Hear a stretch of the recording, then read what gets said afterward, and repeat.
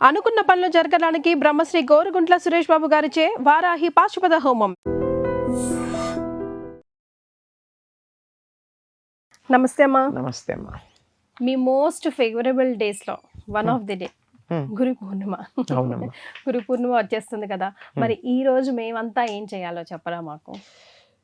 గురు పూర్ణిమ అంటే వ్యాస మహర్షికి గురుస్థానం ఇచ్చి పట్టాభిషేకం చేసిన రోజు గురు పూర్ణిమ. అంటే ద్వాపర యుగం చివరి నుండి గురుస్థానంలో ఉన్నటువంటి వాడు గురు వ్యాస మహర్షి. కృష్ణద్వైపాయనుడు ఆయన పేరు. ఆయన వ్యాసపీఠం మీద కూర్చోబెట్టారు. అది పీఠాధిపతి. పీఠాధిపతి అంటాం కదా మనం, వ్యాసపీఠానికి అధిపతి ఆయన. ఆ రోజు ఆయనకి ఆ పదవి ఇవ్వడం జరిగింది కృష్ణద్వైపాయనుడికి. అప్పటి నుంచి ఆయన వేదవ్యాసుడు అయ్యాడు. ఆయన చెప్పిందే వేదం. వేదాన్ని ఆయన చెప్పాడు. రెండు ఒకటే తెలుసా? కొంతమందికి రెండు తేడా వస్తాయి. నేను చెప్పిందే వేదం అంటే అబద్ధం చెప్పినా నువ్వు వినాలి అని అర్థం కాదు. వేదమే ఆయన నోటి వెంట వచ్చింది, ఆయన చెప్పిందే వేదం. అది అటువంటి వ్యాసుణ్ణి అర్చించుకునేటటువంటి రోజు. అంటే వేదాన్ని అర్చించినటువంటి రోజుగా చెప్పుకోవాలి. అటువంటి రోజున మనకి ఇప్పుడు వేదవ్యాసుడు దొరుకుతాడా? లేదు. కనుక మనకి ఎవరు గురువో ఆ గురువుని ఈనాడు అర్చించుకున్నట్టయితే వేద విజ్ఞానం మనకి కరతలమలకం అవుతుంది, మన కళ్ళ ముందు కనపడుతుంది. లేకపోతే చదువుతాము, అక్షరాలు ఉన్నాయి, పదాలు ఉన్నాయి, ఏదో డిక్షనరీ మీనింగ్ తెలుసు, అంతేగాని అసలైనటువంటి అర్థం బోధపడదు. అసలైన దాంట్లో ఉన్నటువంటి యథార్థ తత్వం ఏదైతే ఉందో అది అర్థం కావాలంటే వ్యాసుడి యొక్క అనుగ్రహం ఉండాలి. ఆ వ్యాసానుగ్రహం కోసం ఆయన వ్యాసపీఠాన్ని అధిరోహించినటువంటి రోజున వ్యాసుడిని పూజించాలి. వ్యాసుడు అంటే మనకిప్పుడు అందుబాటులో లేడు గనక, ఫిజికల్లీ అందుబాటులో లేడు, ఆయన వాగ్రూపంలో మనకున్నాడు. ఆ వాగ్రూపం ఎక్కడి నుంచి వస్తోంది? మనకి మన గురువు ద్వారా వస్తోంది. కనుక మన గురువుని మనం ఇవాళ పూజించుకునేటటువంటి రోజుగా మనం చెప్పుకుంటూ ఉంటాం. ఈయన ఏమని చెప్తారు? సదాశివ సమారంభాం వ్యాసశంకర మధ్యమాం అస్మదాచార్య పర్యంతాం వందే గురు పరంపరాం అని గురు పరంపరనంతా మనం వెళ్ళి ప్రార్థించుకుంటాం. ఈ సదాశివ అనడానికి కొంతమందికి పాపం ఇబ్బందిగా ఉంటుంది, వాళ్ళకి మనసొప్పదు. అంతే, సదాశివుడిని మేము తలచం.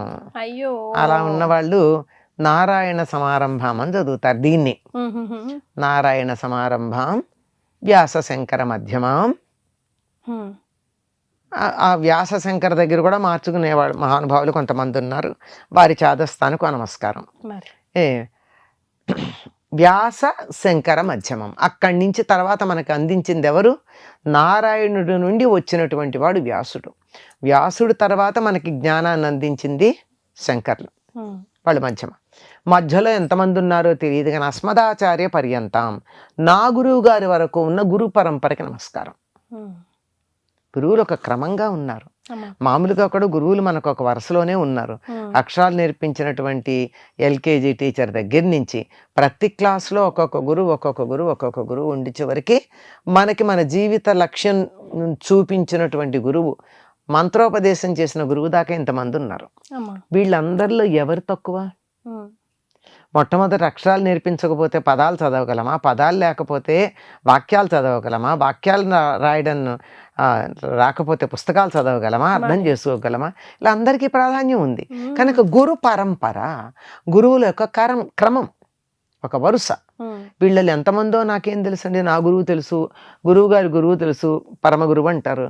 ఆయన గురువు గారి పేరు కూడా తెలుసిన పరమేశ్వర గురువు అంటాము. ఆ తర్వాత మరి తెలీదు.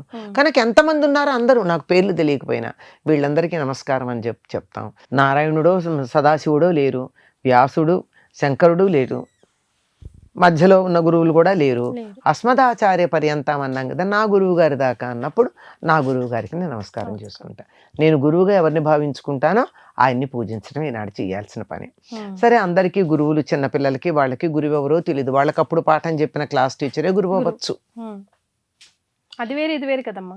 గురువు వేరే, కానీ ఆ గురువు దాకా ఈయన పట్టుకెళ్తున్నాడు కదా, అప్పటిదాకా ఈయన గురువు. అంతే. ఈ పై మెట్టు ఎక్కాలంటే ఈ మెట్టు ఎక్కాలి కదా. ఈ మెట్టును వదిలేసినంత మాత్రాన ఇది అక్కర్లేంది కాదు, ఇది దాటితేనే అటు ఎడతాం.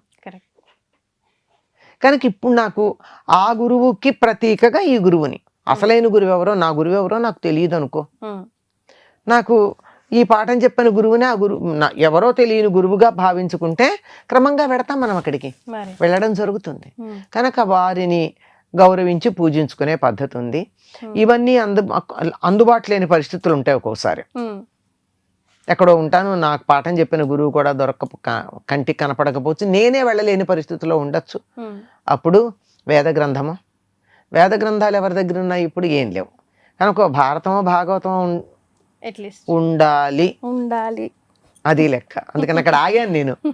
అవి కూడా ఉన్నాయా లేవా అని క్వశ్చన్ మార్క్. అంతే, చాలా మంది ఇళ్లలో లేవు కదమ్మా. అందుకే కదా మన అందరూ తిడతారు, మీరు మా దేవుడు అంటారు. ఏది అసలు మీ ఇంట్లో మీకు భగవద్గీత ఉందా, భారతం ఉందా, భాగవతం ఉందా అని అడిగితే ఇది సమాధానం. అంతేనా? అంతేమా. కనీసం ఆ భగవద్గీత పుస్తకం అన్నా ఉందా? ఉండాలి. ఉంటే దానికి నమస్కారం చేసుకోవాలి. లేదు, అందంగా ఉంటుందని తెచ్చిపెట్టుకున్న కృష్ణుడు బొమ్మ ఉందనుకో, చాలు జగద్గురువు ఆయనకి ఎవరో ఒకళ్ళకి. లేదు, ఇవి ఏవి కూడా అందుబాటులో లేవు, నేను ఎక్కడ అవుట్ ఆఫ్ స్టేషన్ ఉన్నా, వేరే ఊళ్ళో ఉన్నా అనుకోకుండా, అక్కడ నాకు ఇవేమీ లేవు. నాకు భక్తి ఉంది, మా ఇంట్లో ఉన్నాయి, నా దగ్గర లేవు. ఏం చేయాలి? ఏదో ఒక పుస్తకం. ఆ సరస్వతి అంతా ఆయన దగ్గర నుంచే కదా వచ్చింది. అంచేత ఏదో పుస్తకం, ఏదో ఒక దైవం చిత్రం, ఏదో ఒక దైవం కనీసం ఎక్కడో అక్కడ దొరకదా? కనీసం ఈ రోజుల్లో అందరి చేతుల్లోనే ఇది ఉందిగా,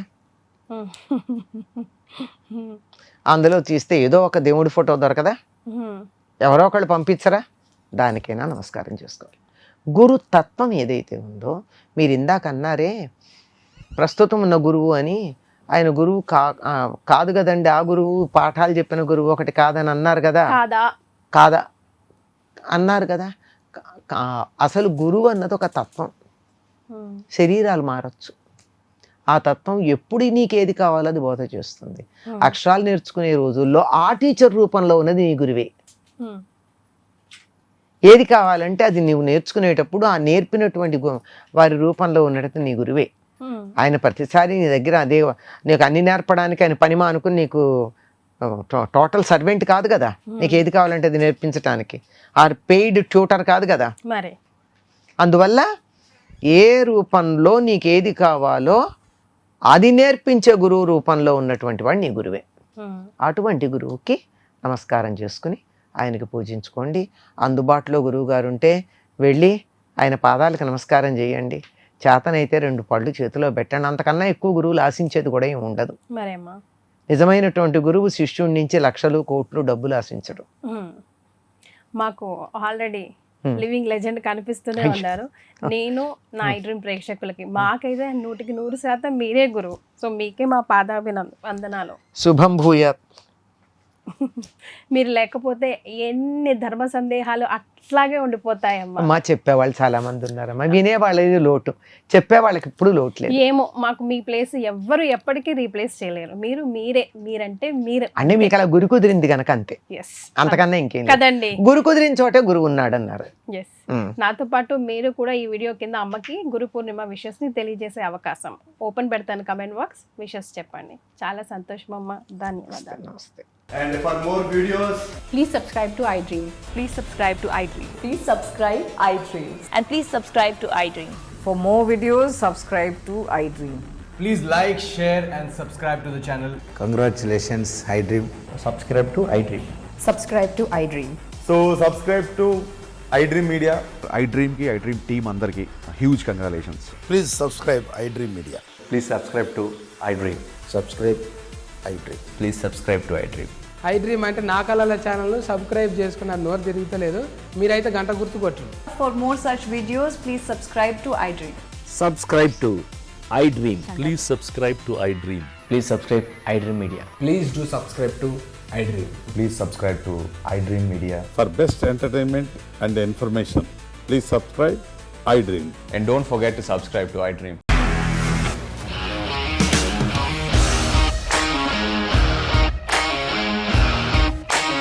ఇండస్ట్రీలో కమిట్మెంట్ ఇష్యూస్ వస్తే నీకు కూడా వచ్చినట్టు మార్నింగ్ తీసుకెళ్ళాడంటే కొట్టి పడేస్తాడు.